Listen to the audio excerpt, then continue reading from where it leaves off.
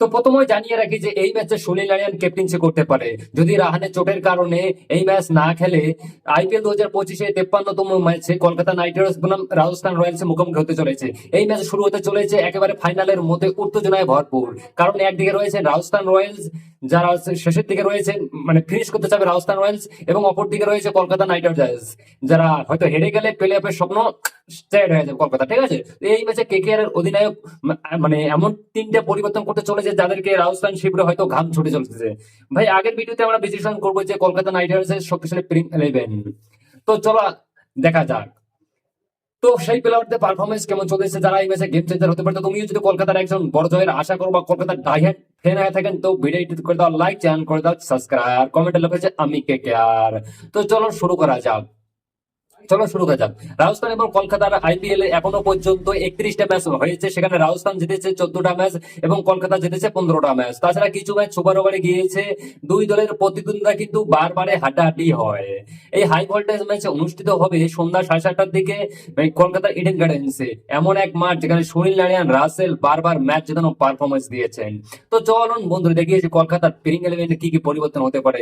এই বংশে মানে পূর্ণ ছন্দে ফিরে এসেছেন সুনীল নারিয়ান, তাই ওপেনিং এ কিন্তু তিনি থাকতে চলেছেন। দিল্লির বিরুদ্ধে 16 বলে 27 রান করিয়ে নিজেকে প্রমাণ করে দিয়েছেন ভাই তিনি পাওয়ার প্লেয়ার রাজা। আর বিরুদ্ধে আগেরবার 109 রান করেছেন সুনীল নারায়ণ। আইপিএল ক্যারিয়ার তার প্রথম সেঞ্চুরি। এই ম্যাচে কিন্তু রাজস্থানের বিরুদ্ধে তিনি খুব ভালো পারফরমেন্স করবে সেটা আশা করা যাচ্ছে। তার সঙ্গে সঙ্গে দেখবেন রংমনুল্লাহ গুরবাজ, তার মধ্যে আগের ম্যাচে 12 বলে 26 রান করেছে এবং 5টি চার, একটি ছক্কা। দিল্লির বিরুদ্ধে এই পারফরমেন্সটা বলাতে ভাই একটা হুমকি বলা যেতে পারে।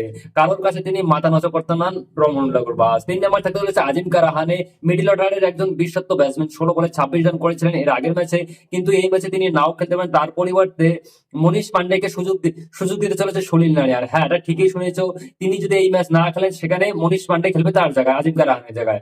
তারপর থাকতে চলেছে রাকিং ক্রিস রঘুবংশী, তরুণ এই ব্যাটসম্যান, মানে 32 বলে 44 রানের একটা ইনিংস খেলেছেন দিল্লির বিরুদ্ধে, যা সকলকে চমকে দিয়েছিলেন।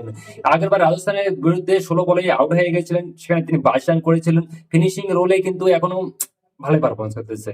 তারপরে ভেঙ্কটেশ আইয়ারের জায়গায় কেউ নয়, সেটা লেবনের সুশিডিয়া সুযোগ পেতে চলেছে। কারণ হচ্ছে যে ভেঙ্কটেশ আইয়ার বাজে পারফরমেন্স একের পর বারবার দেখাচ্ছে। একটা ম্যাচ ভালো খেলছে, বাকি সব ম্যাচে ভেঙ্কটেশ আইয়ার কিন্তু ভাই আমাদের 23 কোটি টাকা গেল পানিবে। তার পরিবর্তে লেবনের সুশিডিয়া আসতে চলেছে, এটা কনফার্ম। তারপর থাকতে চলেছে রিঙ্কু, রাসেল এবং রহমান পাউল। এই জায়গায় কোনো পরিবর্তন হচ্ছে না। রাসেল মানে হচ্ছে ভাই বিপক্ষের ঠিক আছে। তো দিল্লির বিরুদ্ধে 17 রানের ইনিংস খেলেছিল রাসেল, বোলিংও খুব ভালো করেছিল ডেথ ওভারে রাসেল। তাই কিন্তু রাসেলকে চেঞ্জ করতেছে না, ঠিক আছে। হ্যাঁ, আর বোলিং এ কিন্তু একটু বেশ অ্যাডভান্টেজ দিচ্ছে আমাকে রাসেল। রিঙ্কু, রহমান পাউল এরা তো থাকতেই চলেছে, যদিও রহমান পাউল এর আগের ম্যাচে ভালো পারফরমেন্স দিতে পারেনি, তিনি কিন্তু এই ম্যাচে খেলবে। তারপরে তো রয়েছেন বরুণ চক্রবর্তী, হর্ষিত রানা এবং ব্যাব করুণা। যদি ইম্প্যাক্ট প্লেয়ারের কথা বলি তাহলে এই ম্যাচে কিন্তু আবারও অনুকূল রায় ফিরে আসতে চলেছে, কারণ আগের ম্যাচে দুর্দান্ত বোলিং করেছে অনুকূল রায়, যা কলকাতার ফ্যানরা ভাই কোনো খাতে আশা করেনি যে এত সুন্দর পারফরমেন্স করবে অনুকূল রায়। তা অনুকূল রায় আবারও খেলতে চলেছে, এটা কনফার্ম। দেখা যাক কি হয়, মহিন আলীকে খেলায় নাকি অনুকূলকে খেলায়। আচ্ছা, তোমাদের কি মনে হয়?